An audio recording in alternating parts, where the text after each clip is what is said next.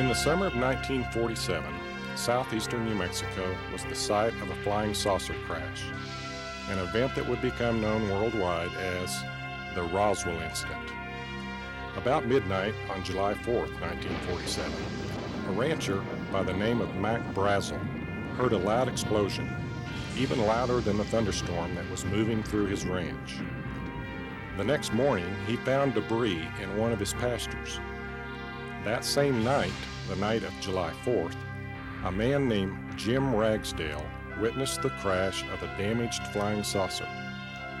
One theory that concerned this crash was that two saucers had collided over the Brazel Ranch, scattering debris from one or both saucers.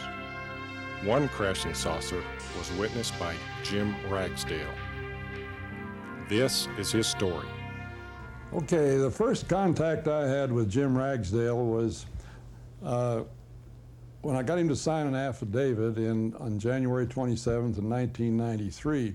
Leading up to that was we had an investigator here that had gotten Jim's name as being involved in this 1947 incident, but had never contacted him before. So this investigator said, "Will you take me out to my motel? My partner's got my car." So I said I would. Then he said, "Would you take me by and let me talk to a man that we've located?" And I said, "Sure." So we were there for over an hour waiting for this investigator to talk to Jim. And when he came back out, he said, "I hope that man makes it till daylight. He's on oxygen and it's hard for him to breathe." But he said, "I got some information, I recorded it so I can prepare an affidavit. And would I be willing to go out and get the affidavit signed after he prepared it?" So I said, "Of course, we do that all the time." So in due time, the affidavit was sent, and it was January the 27th of 1993 when I actually got the affidavit signed and notarized by Jim Ragsdale. It was not too conclusive, but it did very definitely establish that he was involved, and he was involved in the impact of the craft. So shortly thereafter, I would go out, every month or two, nothing special or no on schedule, and I would try to talk to Jim. And while he was living there with his home, he was reluctant to do any talking, partly because he didn't feel like it, and I'm sure because of other problems, which included a divorce that was forthcoming with his wife of 43 years. And it was after he moved out of there and moved into a mobile home out in the Orchard Park, mobile home park on Atkinson, and I located him out there, that I could go out and spend an hour or so with him and again go through the process of how the divorce was going and how the health was, and then finally we'd start talking about the UFO impact site. So while he was in this problem of health, he was on oxygen part of the time, but not full time then as he had been before. So I'm talking to him, I would say, "Well, Jim, are you sure you can locate this again?" He said, "Oh yes, I can walk right to it. I could put a big X on the rock. I know exactly where it is." And so I would keep saying, "Well, how soon do you think you can go out there? I'll get pick up and we'll go at your convenience."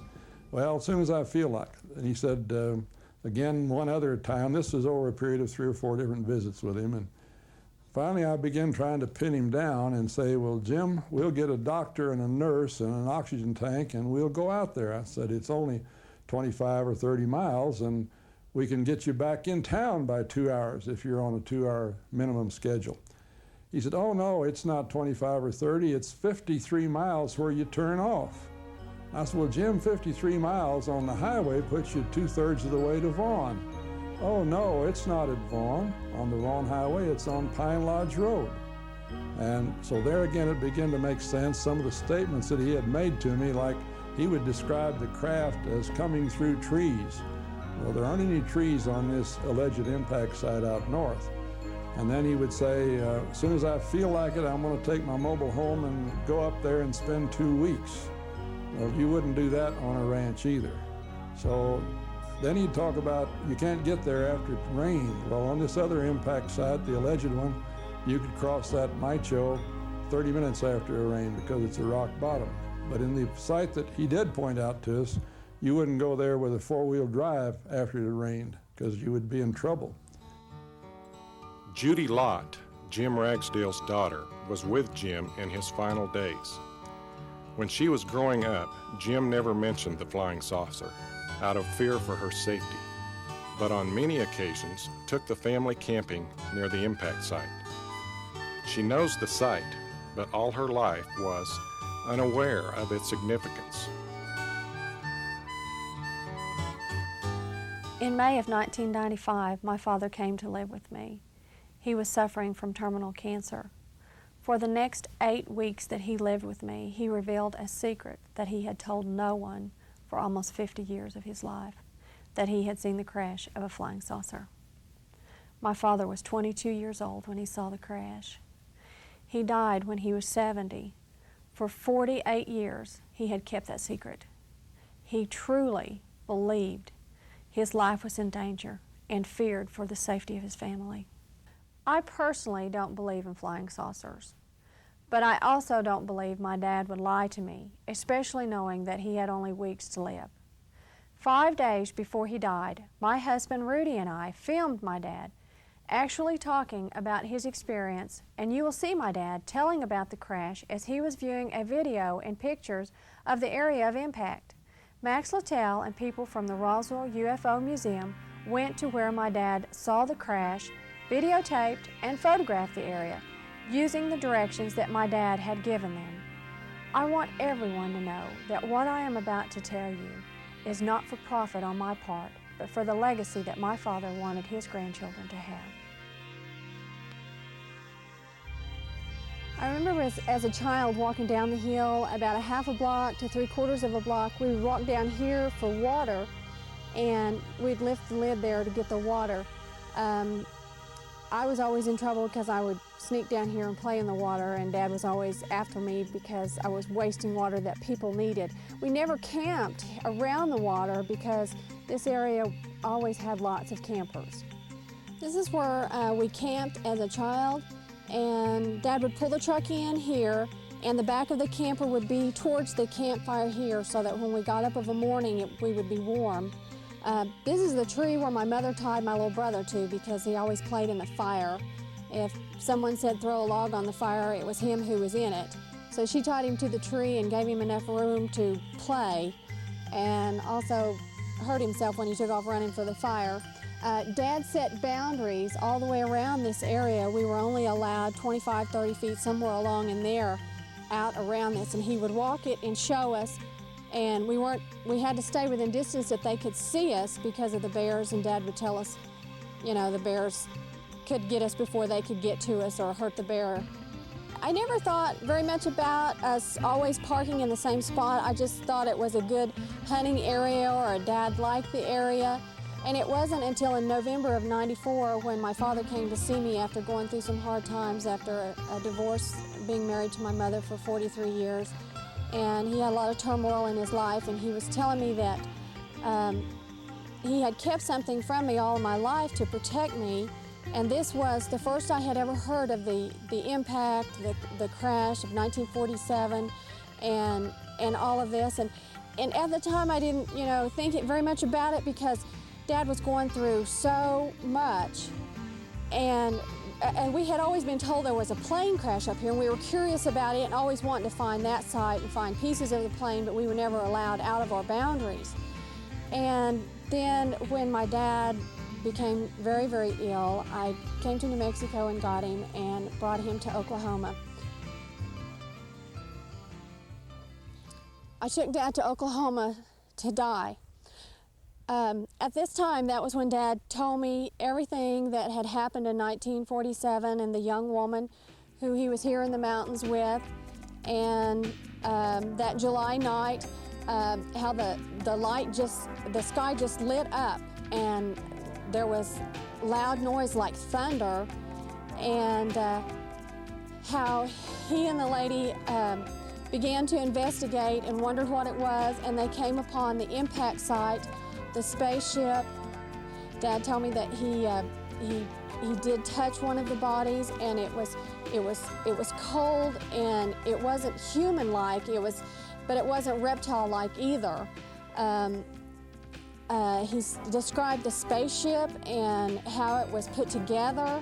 How he was so curious about how it got there and how it took off and what motivated it, you know, because there were no engines, there were no sights of motor parts. He was very curious about this. He said the inside, the panel and everything, the manufacturing of it was unreal. It was not anything that he had ever seen in all of his life. And it was his desire that these things come out and be told, because his entire life he lived with this in his past and always looking over his shoulder. And I personally am not a believer, but I know that my father would never lie. And the only thing that really bothers me about this is knowing how my father lived his entire life. And I don't understand, if this was not a bad thing, why it had to be covered up. You know, what is the big secret, and why can't we know what happened? On the 4th of July weekend in 1947, Jim Ragsdale made plans to meet a girlfriend in the Lincoln National Forest campground near Boy Scout Mountain. He left Carlsbad, where he worked, came through Roswell, and drove up Pine Lodge Road. At mile marker 53, he turned south for 4 or 5 miles, drove past the water pipe, and found an isolated area where he and the woman could have complete privacy. Now, we always picked that spot down because nobody never bothered us. See, you couldn't park around there damn water pipe because there's always a bunch of people around there. Yeah. And we slept in the back of the pickup, and we sleep nude up there. In fact, we're laying on nude, and I some bitch wrecked and drinking beer and laughing, talking, cutting up. My father said that night, the 4th of July, 1947, he and his girlfriend were in the back of his pickup when about midnight they saw a flash that was very intense. Then they heard a noise that sounded like a large clap of thunder. Shortly after that, they saw this bright light coming towards them from the north. A few moments later, they saw an object trailing flames. They were afraid that whatever it was going to crash right on top of them. According to my dad, the craft clipped the pine trees right off, hit the ground, and wedged between 2 big rocks. And where it was coming out of the opening down towards the road, and where it come down and where it hit them big trees up the top, cut into them, and the trees had branched back out. You can see up there where they hit. Maybe one side of the tree's dead, the other side is still alive. I'm sitting on a rock in front of the crash site that was verified by my father. This is a picture of it that he identified that this was the spot. This is about 50 yards or so from the actual campsite. There are some trees that are broken off that my father talked about, trees that are bent over. According to him, the spacecraft was wedged in these rocks and was tilted to an angle. There was a hole busted in the bottom of it that he was able to get up into and see how the spacecraft was manufactured or made. Then there were little alien bodies in the spacecraft itself. Earlier that night, during a thunderstorm, rancher Mac Brazel had heard a loud explosion, louder than thunder, on his ranch near Corona, New Mexico. At the same time, 2 nuns working at St. Mary's Hospital in Roswell were finishing their shift about midnight when they saw a bright explosion to the northwest. They noted this event in their shift duty roster. The next morning, when Brazel went to tend his sheep, he found debris scattered over one of his pastures. He picked up the material and found that it would not tear or burn, and it appeared to be a metal that could be crumpled but would return to its original shape. He brought some of the debris to Roswell, where he took it to the sheriff, who turned it over to the Roswell Army Air Field authorities. Jesse Marcel, an officer, went with Brazel to his ranch and brought some of the material back to Roswell. Stanton Friedman, author of the Roswell Incident and the first man who researched the flying saucer crash near Roswell, and Jesse Marcel Jr., whose father brought home some of the debris from the Brazel site, were interviewed in December 1995 at the Roswell International UFO Museum and Research Center. Marcel was 11 years old at the time his father was stationed at Roswell Army Air Field. I was in Baton Rouge, Louisiana, and I was to speak at Louisiana State University that night. And I was doing 3 interviews at the same television station.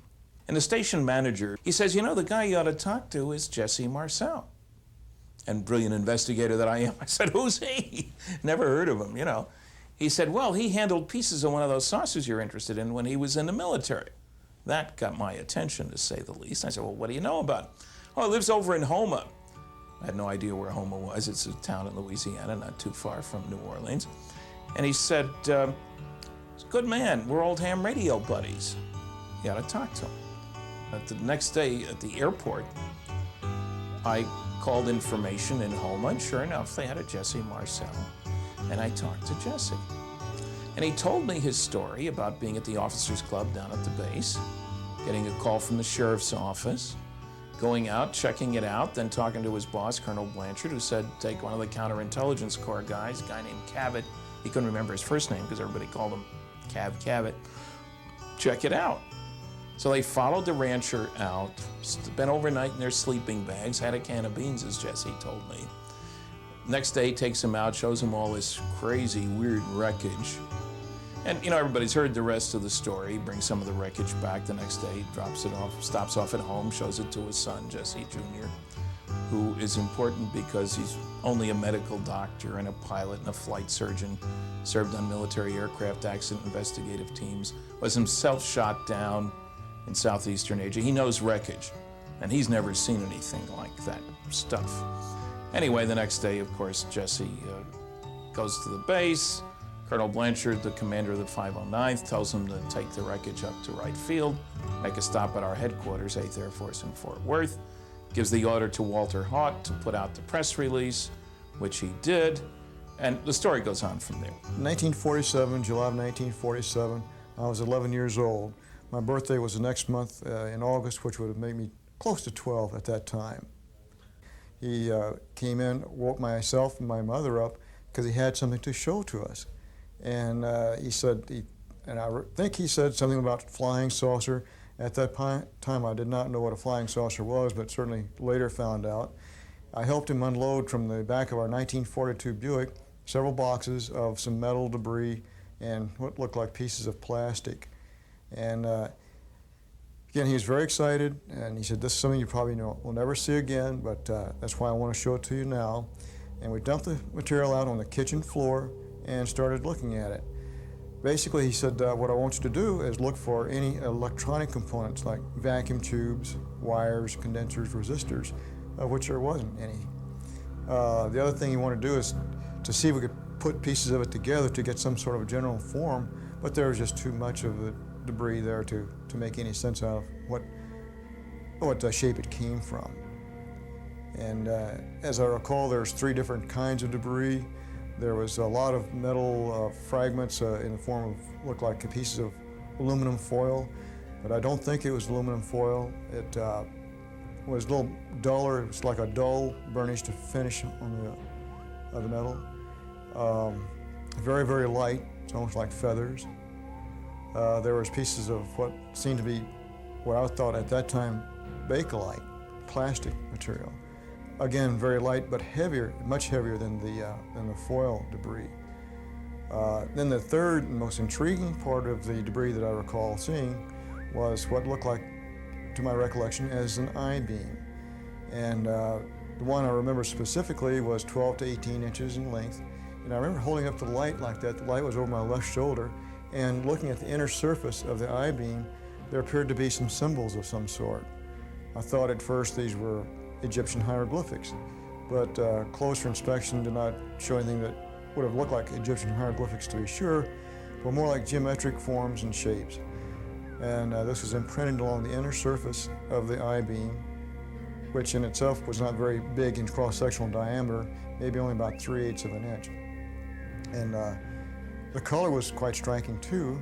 The color of the symbols was a violet, purplish, metallic hue, which were light reflective. And again, the I-beam itself was 12 to 18 inches long, very light, probably the same material that the foil-like material was made out of. We looked at this for about a period of 15 or 20 minutes, then packaged it back up, and then he drove it to the air base.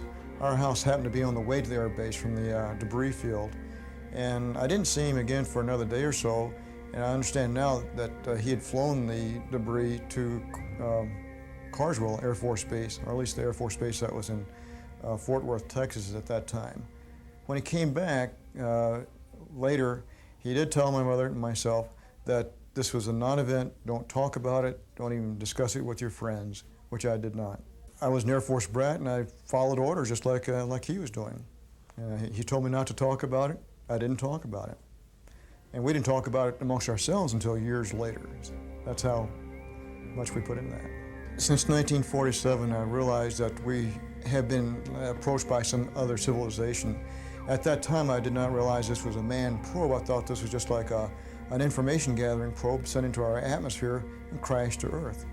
And because we didn't know anything about alien bodies at that time, and even now that's just hearsay as far as I'm concerned. I can only say what I saw myself. But since 1947, I realized that there are other civilizations out there with technologies that enable them to get to here from there, wherever there is. And what that has done for me is to engender a very strong interest in cosmology and astronomy. I read everything there is about astronomy and cosmology because we're not the only ones. Another person who saw the debris was a young man employed by a local funeral home, Glenn Dennis. In 1947 in July, I was an employee of the Ballard Funeral Home, employed as a mortician and also in the ambulance service that we owned at the same time.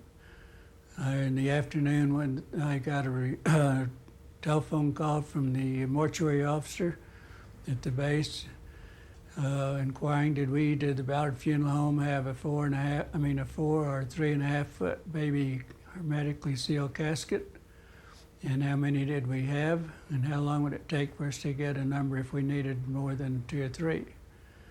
And I informed him that we kept a 4 foot all the time, and we had one in the showroom and one backup. We could get whatever you wanted. Calling Texas Coffin Company in Amarillo by 2 o'clock, we could have all they wanted by 6 o'clock the next morning.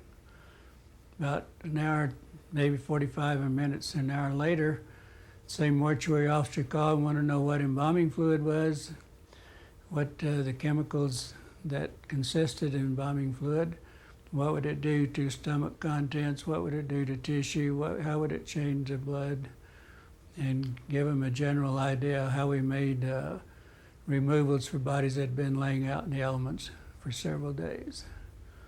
And I gave him the information, asked him what was going on, and he said nothing was going on. This was just for future use in case they had something happen that they had to have more than one or whatever.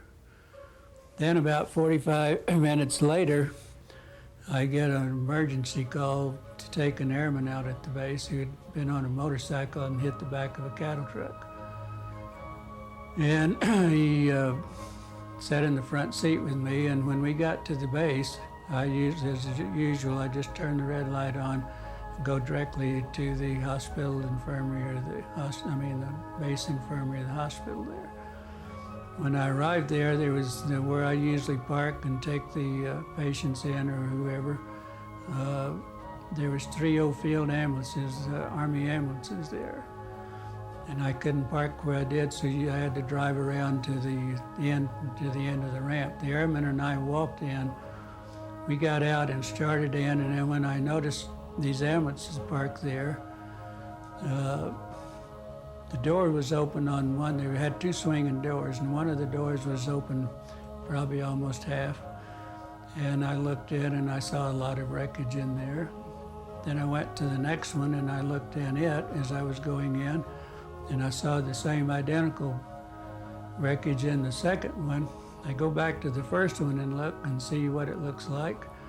And it was pretty heavy metal with jagged edges and everything. It wasn't anything that was flimsy or plastic or anything else. And there was 2 pieces, one in each ambulance, is laying up on the side there that looked like the end of a canoe that came up. It looked like a canoe that had just been cut off about 3.5 or 4 feet. On the outer edge, of the way it was laying there, or the bottom of the canoe, it would had It looked like it was real sharp stainless steel color, but it had some hieroglyphics on it. I tried to figure out what I was seeing. And this material looked like heavy material. It looked like, what it really looked like was stainless steel, that it had been subjected to certain degrees of heat. And where it would be like real bright, shiny stainless steel, and it would get pinkish, and then it would get, a real light, maybe a brownish, reddish brown, and then it got to almost a red ruby color where the heat was very extended. And this is what I was looking at. Some of those pieces were like maybe 3 feet, maybe 1.5 feet, or some maybe about 1.5 square feet. But the largest piece I saw was probably maybe 3.5 feet that was all jagged up and cut real bad. That maybe like 3.5 by 2.5 feet. And there were several pieces of that was that large. My dad said that as he and his girlfriend approached the craft, it smelled like hot bricks or asphalt. They walked down about 70 yards or so and found lots of pieces scattered around the wreckage of the craft, which was propped up between 2 big rocks. He's sitting in an angle like this here, or like this here. An angle like that? Yeah. Well, like where that groove is Yeah. See, it come in because the left-hand side of it busted open. Uh-huh. The one I had to go around behind it and crawl up over some rock to get to it. And it was wedged down in here, up on a rock over here where it cut into it. Uh-huh. Just like that right there. Now where were the little people laying at? Inside the spaceship, they were still in it. They just busted a hole in it, all of air about the size of that right there. Before it just raised it up. It just busted it open. And they was still in there. Everything was still intact and everything. And that's where it come in kind of at an angle like this here. And the east side of it was cocked up. So I had to crawl up on some rock, get up on it, to get on in there to it. My dad looked inside where he found 4 little people, as he called them, and he thought they were all dead. It was dark and all they had was 2 small flashlights, so they decided to go back to the pickup and come back when it got light. As soon as the sun was coming up, they went back to the wreck, and my dad again looked inside the craft. He was fascinated by the dashboard, as he called it. He told me over and over about the ruby chair and the little chairs inside. He talked about the wheels inside the wheels on the craft and wondered how a 20-foot or so diameter saucer could fly. He even touched the bodies. Everything was different, and nothing like we've got here. None of the stuff, anything. And the material, the stuff is made out of, the dye, the paint went all the way through the metal. It was baked into the metal. It was the same color all the way through. But you take a piece of it and where it, tore, the color went all the way through. And there was no glass on it, it was all metal? No glass, It was no glass or nothing. I mean, no weathers, nothing in it. How do you reckon they saw out of that sucker? I figured it out. Unless that gravity fit, unless they went to the way the gravity had a thing hooked to it. I'll tell you what, that seat in that son of a bitch would have been worth a lot of damn money, That was the most famous, fanciest seat I ever seen in my life. And that panel, oh shit, The seat was built into the panel? Yeah, built in. And I ain't never seen it. There was no bolts, no welded places, no nothing. It was all smelted together where it was done. And there, where it busted open, it was a small place about yay big. I would say 4 foot by 2 foot, a door. And the way it was fixed in, I ain't never seen it was all jammed up. You couldn't tell too much with it about it. The way it was jammed. And that's before I crawled in and looked around. And that's goddamn, it was looked like a captain's seat. And it had, oh man, the most beautiful stuff you ever seen in your life. I'm talking about beautiful stuff. And it was not painted on there with a spray gun or no goddamn, it was baked into it all the way through. Were there any little lights or anything like on the panel? Yeah, there was all kind of stuff on the panels and stuff in there and everything, and it was ruby looking stuff, and it looked like damn diamonds on the goddamn back of the seat. It looked like rubies and diamonds. It was put in that stuff and then the stuff poured around it. That's right. It had a captain's seat right square in the middle, and it had a little bit of seats on each side here. It had, let's see, 5 seats, I believe, 5 or 6 seats is what it had in there. They was against the wall, and you walked around through there. But the captain's seat sat right directly in the middle. And we never could figure out how in the hell they seen that. That had to open up. Well, reckon they didn't have like kind of like a camera or something like a little TV camera. Yeah, it could have had something like it there. And then maybe they drove it by looking at the screen. But the way the stuff was built, the way it was smelters, it wasn't smelters. Boy, we smeltered stuff. Hell, they gotta be people smarter than we are. Well, hell yeah. You know, and something else is bothered me. What in the hell did they eat? Because there was no food in that damn spaceship. We went through that seriously, we dug plumb through that, and there was no food in there at all. They had little round wheels, a whole bunch of them, running this way, that way. Had 4 sitting in each corner of them things, and that's the gravity thing. It picked up gravity, and the gravity fit. But I can't figure how the hell they got them off the ground. Their bodies felt funny. They felt like a cold. Have you ever picked up a snake, but their skin looked like damn lizard hide skin? Their skin's not like ours, and their eyes, their face is slanted, and their eyes, great big eyes. They're funny looking people. And the stuff they had on, read into it, I don't know where it was clothes or where it was hide. Read into it. What color was it? It was kind of a grayish color. My dad told me that he and his girlfriend filled 2 gunny sacks with debris from around the spaceship. About that time, they heard trucks coming, so they ran back up the mountain and got in the pickup and watched as military trucks and jeeps drove up to the crash. Flying saucers are real. 4 major conclusions after 37, almost 38 years of study and investigation now. First, that the evidence is overwhelming that planet Earth is being visited by intelligently controlled extraterrestrial spacecraft. In other words, some UFOs, underline the some 20 times, some UFOs are alien spacecraft, most are not, and I don't care about the ones that aren't.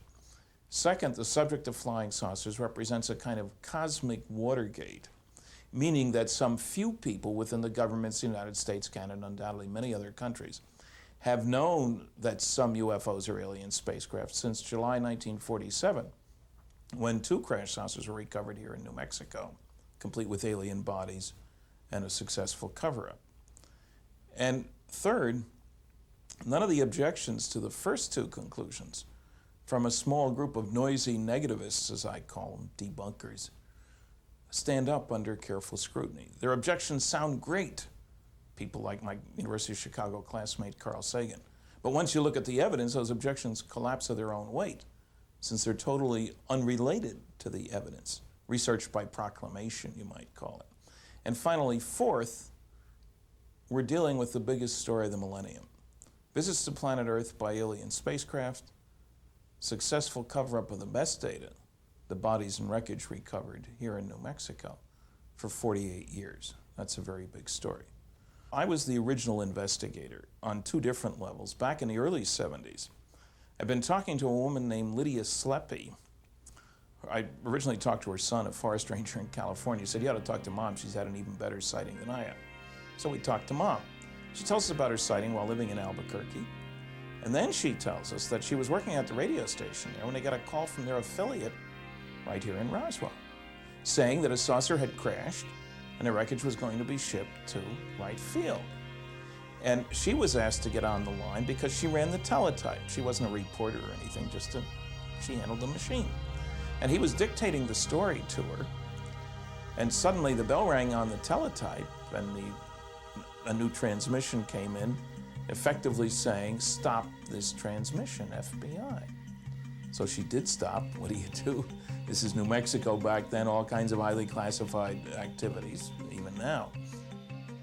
On July 8, 1947, Information Officer Walter Haut took a press release to the Roswell Daily Record, which stated that a flying saucer had crashed near Roswell.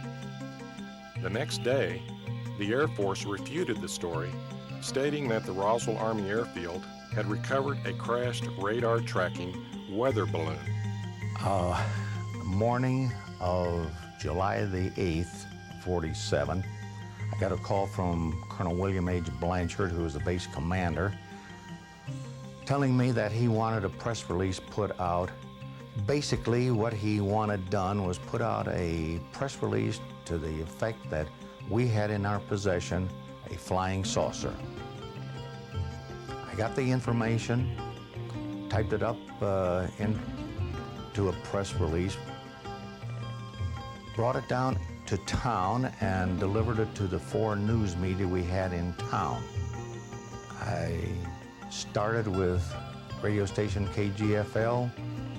Next one that got it was KSWS, and the Roswell Daily Record, and then the Morning Dispatch. Somewhere around 2 o'clock is when I got back there. Phone was ringing. I picked it up, and the first call I handled was one from London, England. His very, very thick English accent wanted to know how Major Marcel knew how to fly this object. And he was very crisp and concise about the whole thing. In the press release, we had stated that the object was flown by Major Marcel to 8th Air Force Headquarters to be delivered to General Ramey, our next higher commander. I don't think anybody had given any thought that anyone would interpret it as getting into this object and flying it somewhere. I guess I spent almost an hour with the fellow on his nickel trying to convince him that it was not flown. The object per se was not flown to 8th Air Force Headquarters, but the bits and pieces were put on board an airplane and flown. Had calls from all over the world that afternoon.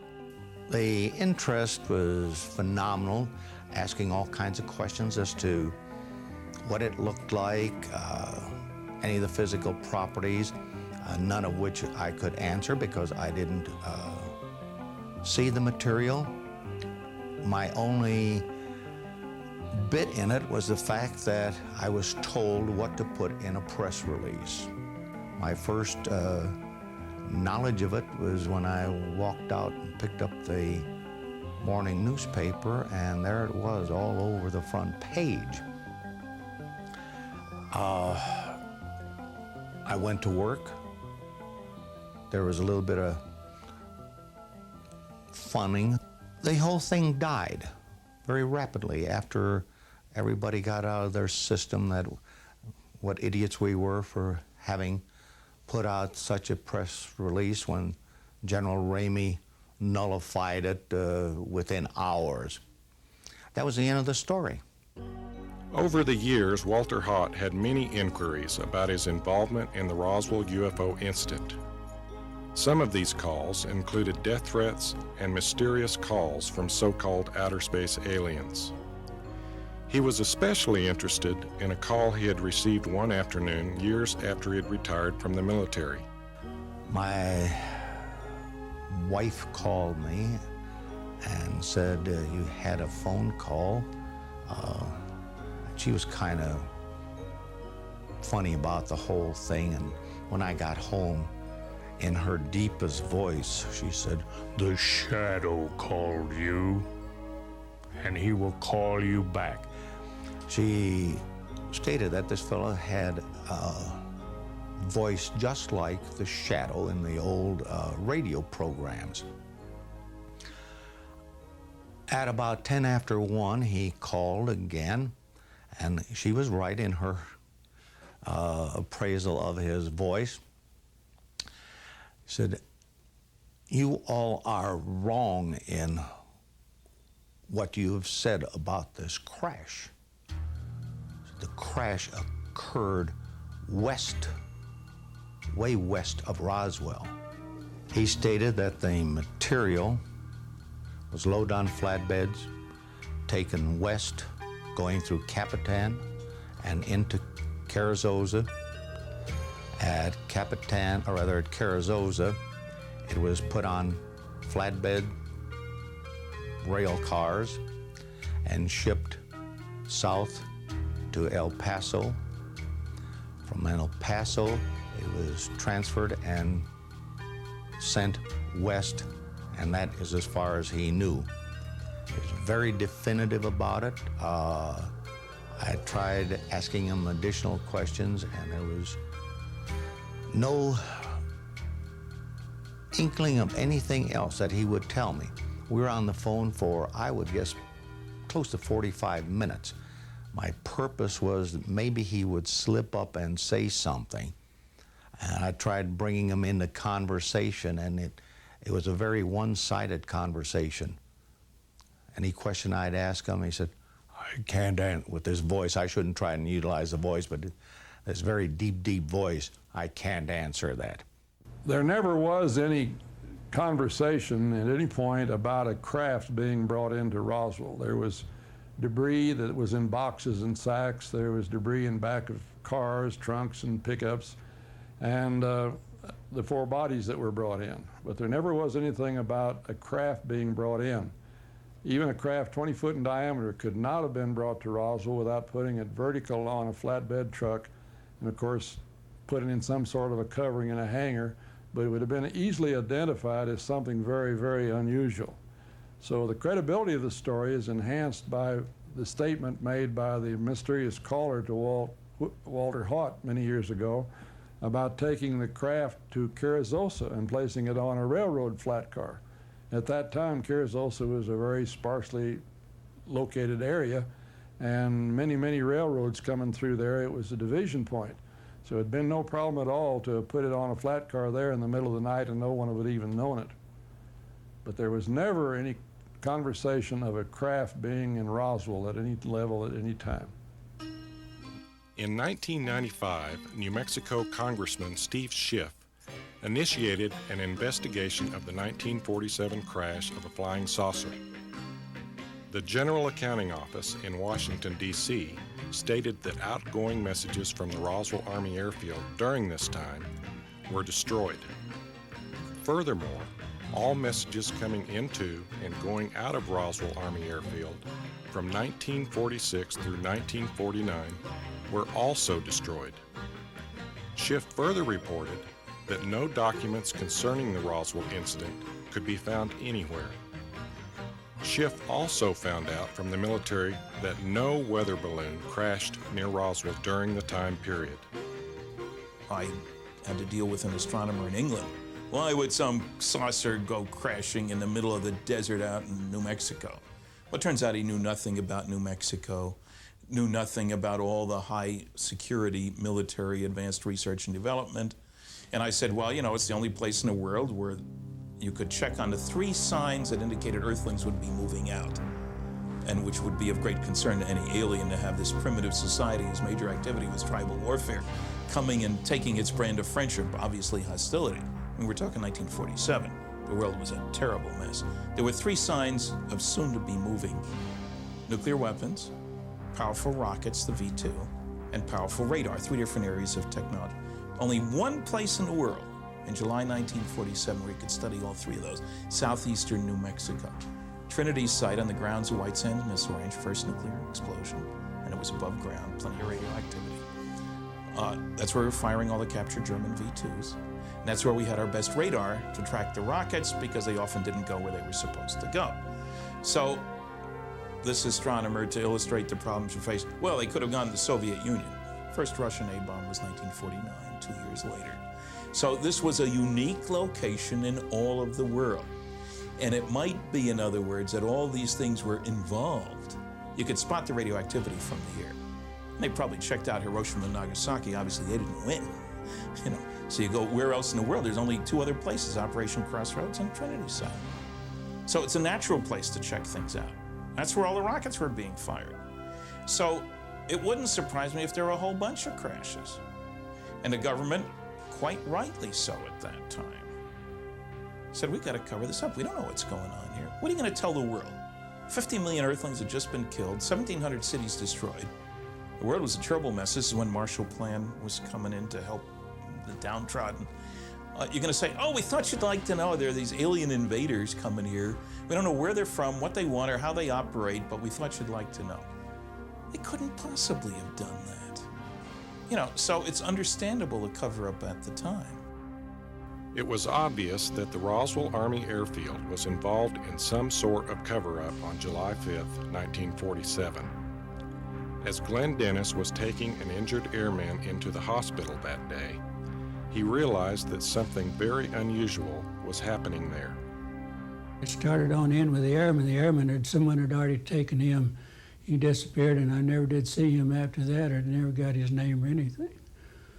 So when I get in, I see a captain standing, and I was going down the hall, and this captain, I said, sir, it looked like we had a plane crash, so I need to go get ready for it.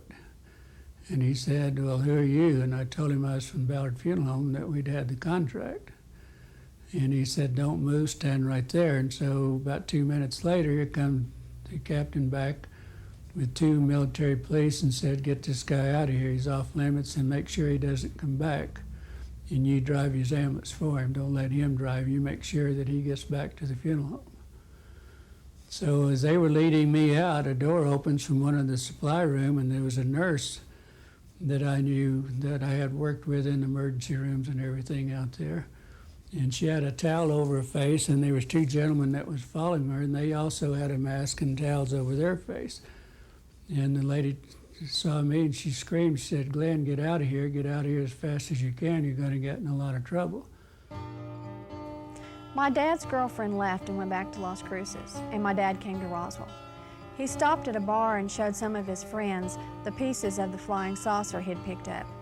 A few weeks later, he was told that his girlfriend had died under mysterious circumstances in a car wreck.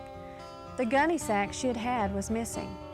Shortly after that, my dad's house was broken into, and the only things missing were an old pistol and that sack of debris he had taken from the crash site. My dad told me that was when he became afraid for his life. That's why he never mentioned to any of my family what had happened to him before he married my mother.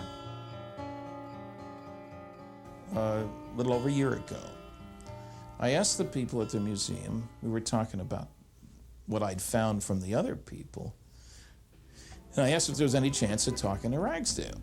I asked Max, and I was rather surprised when he said, you know, Ragsdale doesn't say that is the site. I said, what do you mean?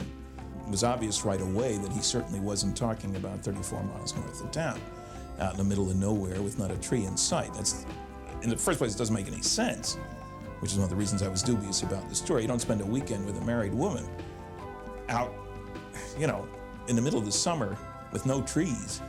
It makes no sense and no amenities at all. I mean, this is not a Lothario kind of place out there.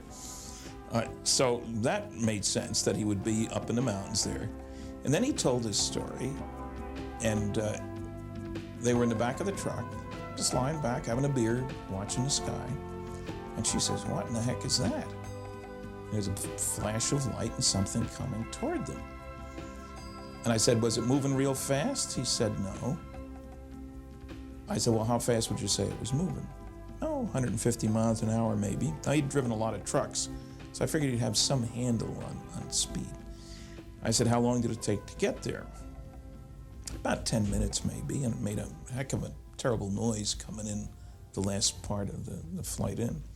And it hit a big rock and split open, and they saw bodies and so forth. If you take his numbers, for example, 150 miles an hour, 10 minutes, it's a sixth of an hour, that's 25 miles. So this isn't a precise number, but 25 miles directly north with a certain tolerance in the angle. People say north. Well, Is it 5 degrees east or west of north? We don't know. Was it 150 miles an hour? Who knows? Maybe it was 100, maybe it was 200. But it gives you a way to bracket things, which I liked.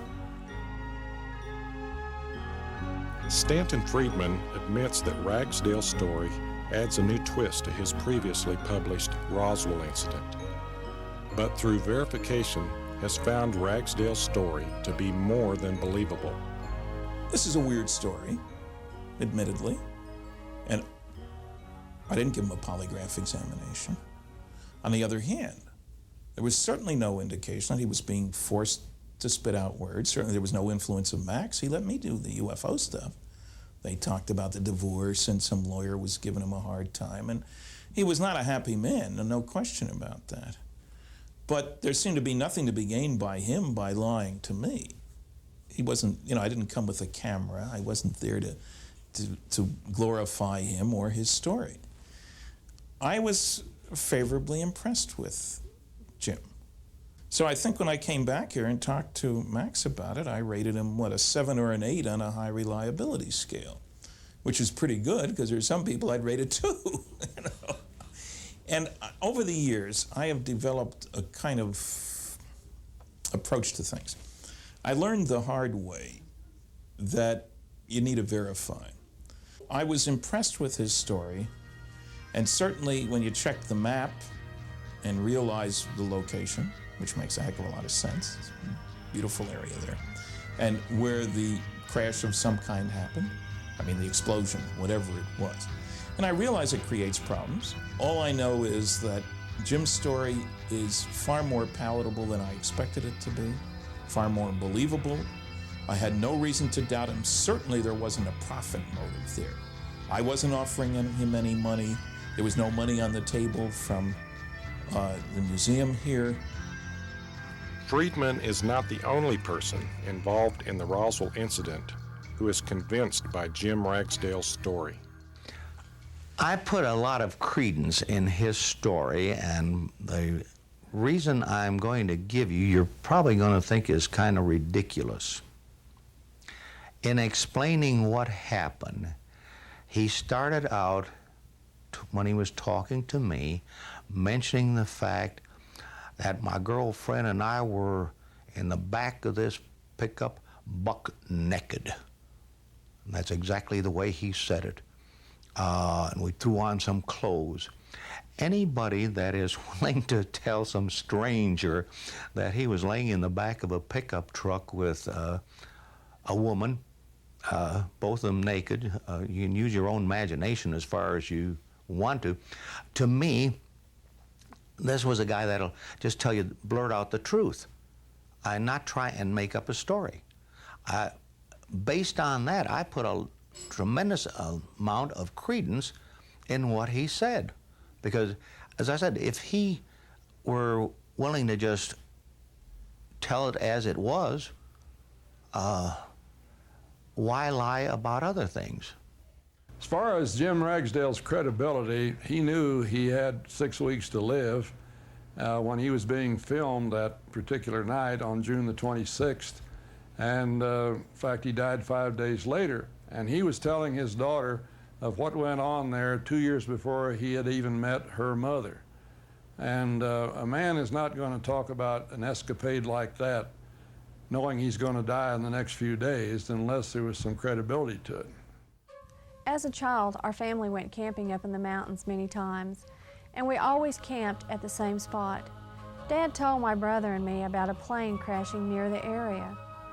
I was young, but I remember my dad standing by the edge of the camp and staring to the north, saying nothing. I wish I'd known earlier his fears. My dad died on July the 1st, 1995. I believe when he told me about the flying saucer, he really wanted me to know what had happened to him. He knew he was dying, and I know he told me the truth. I promised my dad that I would see that his story was told. I believe him. He'd have no reason to lie to me about being the witness, the crash of a flying saucer.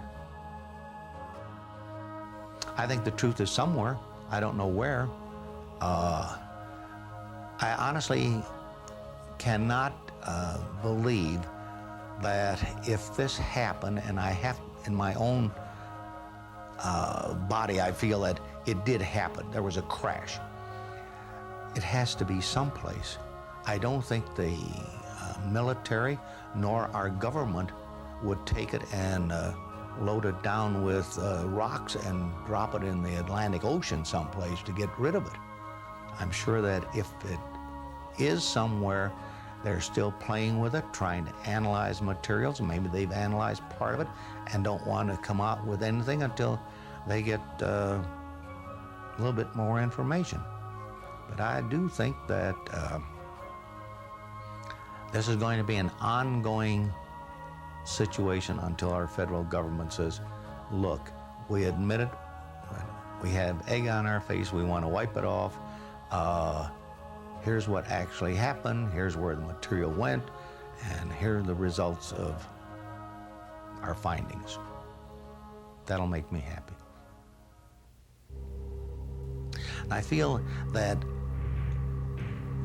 the crash here has kept the whole situation going.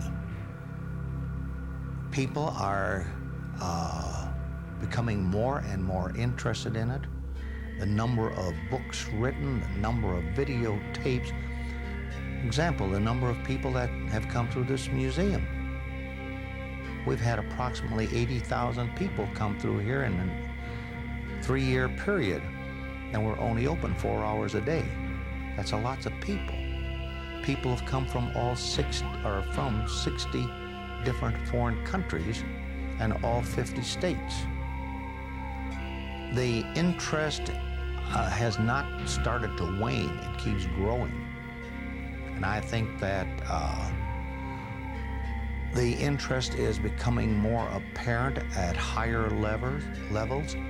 I think that Congressman Schiff's involvement in asking questions of the military about this, I think this is all helping open a new door for us.